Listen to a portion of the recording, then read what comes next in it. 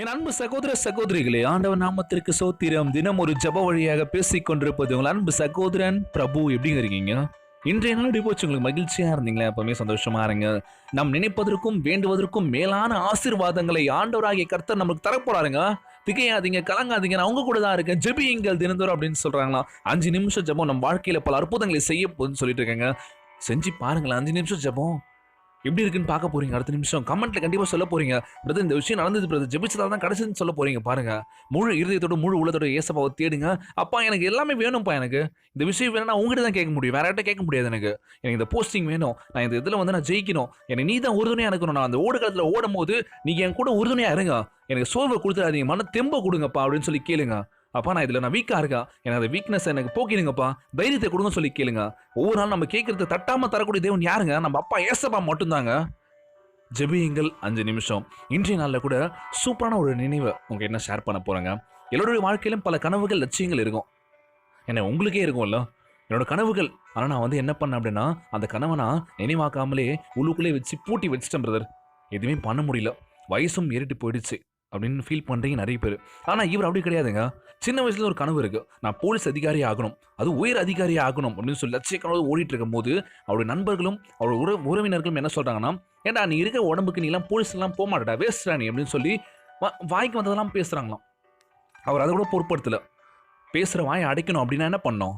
ஜெயிச்சு காட்டணுங்க வாழ்க்கையில. அவர் அதே மாதிரி தான் பண்ணாரு. செலெக்ஷனுக்கு போறாரு, அவருக்கு தெரியும் உடல் தேர்வு வைக்கிறாங்க. அதுல அவர் என்ன பண்றாங்க, அங்க இருக்க போலீஸ்காரங்களா நீ எல்லாம் வேலைக்கு மாட சொல்லி அவரை தள்ளி விடுறாங்க அந்த கிரவுண்ட்ல இருந்து. சார் ப்ளீஸ் சார், என்னோட கனவு லட்சியம் சார், என்ன இது மாதிரி பண்ணாதீங்க சார், எனக்கு சின்ன வயசுல ஒரு ஆசை சொன்ன மாதிரி, டேய் நீலாம் லேக்கே ஆக மாட்டா போலீஸ் அப்படின்னு சொல்லிட்டு அவரை துரத்துறாங்க அங்கிருந்து. அவர் அப்பயும் கண் கலங்காம விடாமுயற்சியோட, ஓகே உங்களை விட நான் அதிகமாக படிச்சு ஒரு உயர் அதிகாரியாக வரேன்னு சொல்லிட்டு எக்ஸாம்ஸ்லாம் எழுதி ஒரு போஸ்டிங் கிடைச்சிச்சு அவருக்கு. ஆனால் அதே ஊரில் யார் அவரை தள்ளி விட்டாங்க அந்த கிரவுண்டில், அந்த போலீஸ் அதிகாரி இடத்துலயே ஒரு போஸ்டிங் கிடைக்குது உயர் அதிகாரியா. அந்த ஜீப்ல வந்து இறங்கும் போது அங்க இருந்த போலீஸ்காரங்க எல்லாமே சல்யூட் அடிச்சாங்க, இவரும் அடிச்சாருங்க. உடனே கிட்ட வந்து சொல்றாரு, சார் என்ன தெரியுதா உங்களுக்கு, என்ன கிரவுண்ட்ல நீங்க தள்ளி விட்டீங்க பாத்தீங்களா, நான் தான்.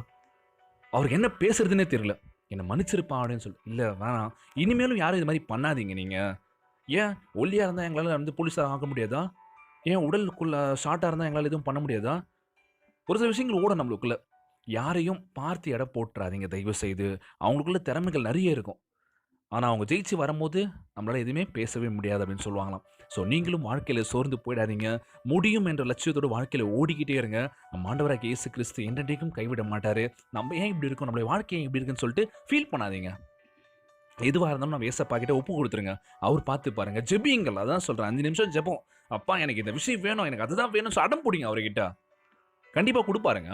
முழு இருதயத்தோடும் முழு உள்ளத்தோடும் நம்ம ஆண்டவராகிய இயேசு கிறிஸ்து நேசிங்க, அவர்கிட்ட பேசுங்க, நிறைய விஷயங்கள் ஷேர் பண்ணுங்க. இன்றைய நாளில் கூட ஒரு சில வார்த்தைகள் எங்க அம்மா உங்ககிட்ட பேச போறாங்க. என் அருமையான செல்ல பிள்ளைகளுக்கு சோத்திரம். இன்றைய வேத வசனத்திற்கான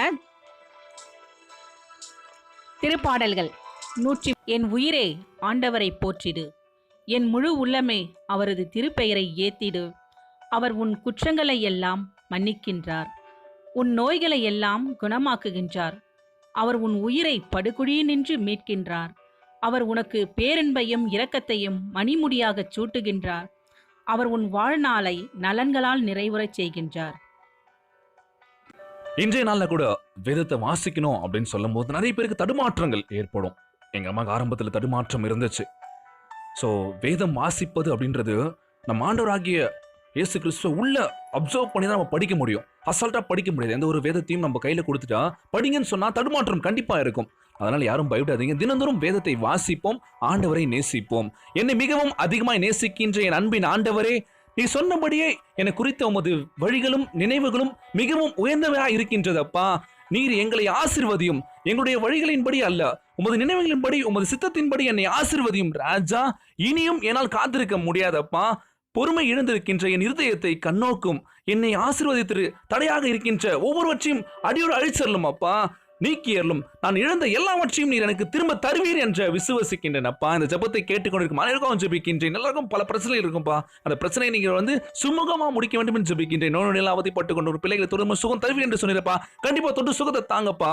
ஒவ்வொரு பிள்ளைகளுக்காக ஜெபிக்கின்றேன், ஒவ்வொரு இளைஞர்கள் இளம் பெண்களுக்காக ஜெபிக்கின்றேன். அம்மா அப்பா தம்பி தங்கச்சி எல்லாருக்காக ஜெபிக்கின்றேன். இந்த ஜபம் இயேசுவின் நாமத்தில் ஜெபிக்கின்றேன் நல்ல பிதாவே.